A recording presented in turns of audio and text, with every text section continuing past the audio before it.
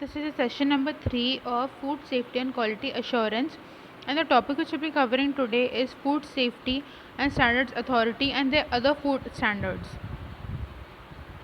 So, what is the scope of FSSA, that is a Food Safety and Standards Authority? So, what all is covered in FSSA?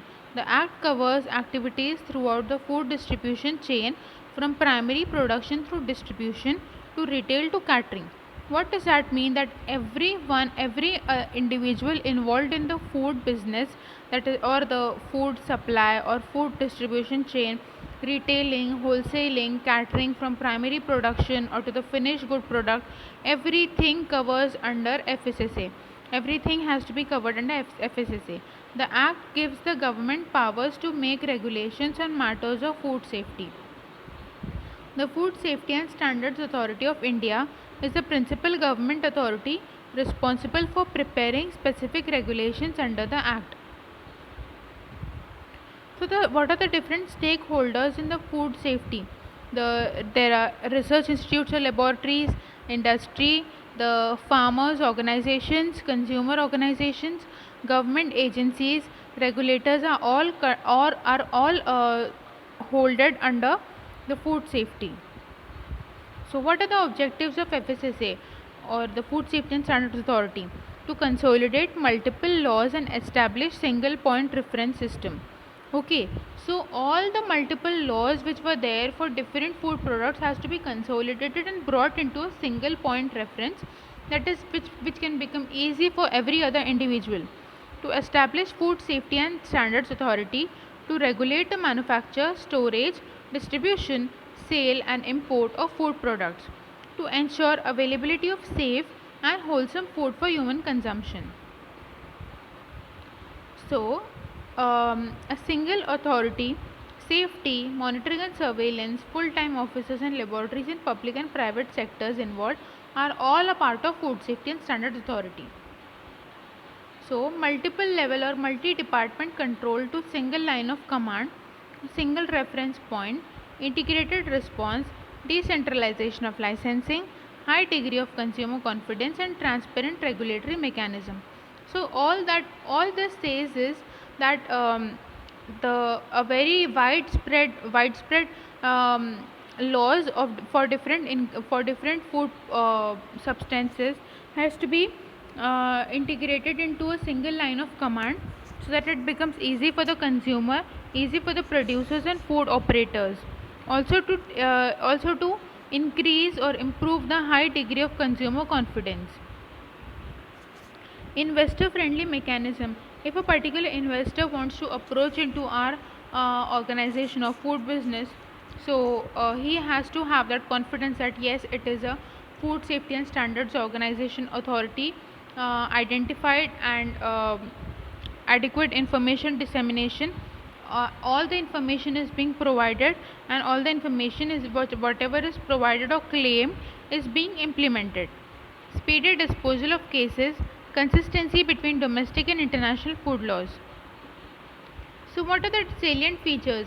So, involvement of stakeholders in decision making, that is, the apex body has wider representation of food technologists, scientists, state government, farmers, retailers, consumers, organizations.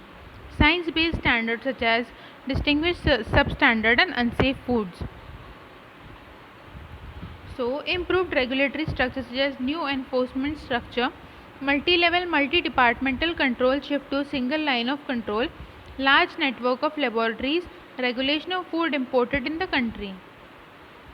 So, improved monitoring system are active and passive surveillance or annual audit, good food traceability and recall plan.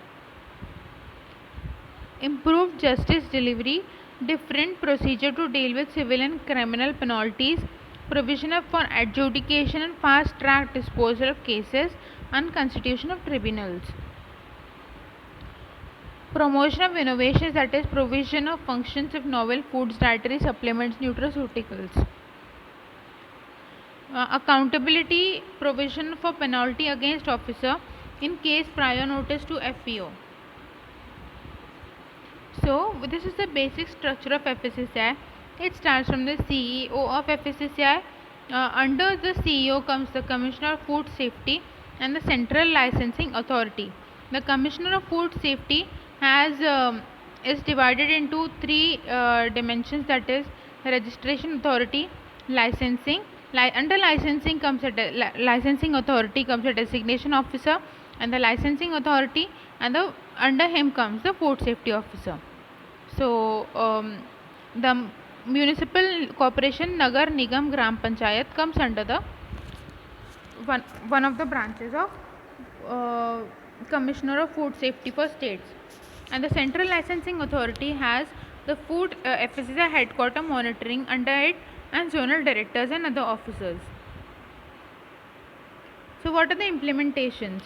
Registration required for the food business operator who is a manufactures or sells any article of food himself, or a petty retailer, hawker, itinerant vendor, or temporary stall holder. Such food businesses, including small scale or cottage or tiny food businesses with an annual turnover not exceeding 12 lakhs and or whose food production capacity of food does not exceed 100 kg per liter per day, and production or processing of milk is up to 100 liter of milk per day, and slaughtering capacity is 2 large animals or 10 small animals or 50 poultry birds per day or less than that. The central license required for food business operators who has dairy units, including milk chilling units, processes more than 50,000 liter of liquid milk or 2,500 metric ton of milk, vegetable oil processing units having installed capacity more than 2 metric ton per day. All slaughterhouses equipped to slaughter more than 50 large animals or 150 or more small animals or 1,000 of poultry birds. So meat processing units equipped to handle or process more than 500 kg of meat per day or 150 metric ton per annum. So it is 100% export oriented units. All importers importing food items for commercial use. All food business operators manufacturing any article of food which does not fall under the food category prescribed under these regulations or deviates in any way from the prescribed specifications for additives therein. Retail chains operating in 3 or more states. Food catering services and establishments and units under central government agencies like railways, air and airport, seaport, defense. So what are the issues and implementations? So the state licensing is for the medium scale, state licensing is for small scale, also petty food business operators, and for big scale there is central license. So HR requirements are auditors, regulators, FBOs, and laboratory professionals. So progress so far are constitution of authority, scientific committee, and 8 expert panels, notification of rules and regulations, transparency in online registration, accreditation of 61 private labs, and accreditation of 12 food safety management system agencies. So what are the basic challenges ahead? So setting of food safety standards, risk-based assessments, effective foodborne disease surveillance system, traceability, recall and emergency response system, inform, educate and communicate to the consumers, food safety management systems, and capacity building of research and development. Thank you. That's all for this session.